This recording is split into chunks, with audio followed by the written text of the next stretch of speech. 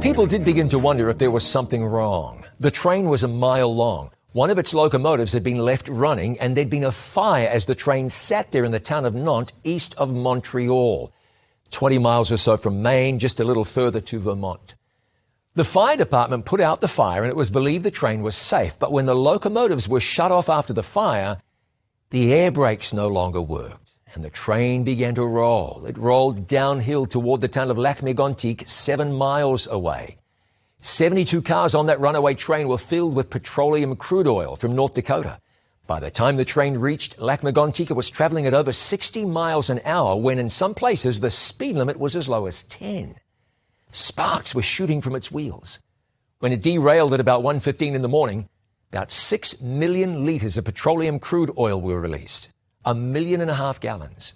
The explosions were so hot, the heat was felt 2 kilometers away. 47 people died in the rail disaster of 2013, Canada's worst in 150 years. If those brakes had held, the disaster would never have happened. Now, what's holding you? What's keeping you in place, keeping you from rolling away to disaster?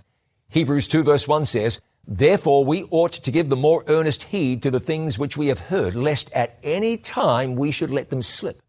The Word of God, the Bible teachings that drew your heart to Jesus, don't let them slip. Surrender to Jesus and trust Him to keep you firmly in His grasp. The alternatives are not good.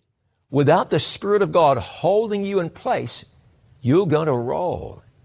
And you don't want to roll away from God and into the arms of disaster. I'm John Bradshaw for It Is Written. Let's live today by every word.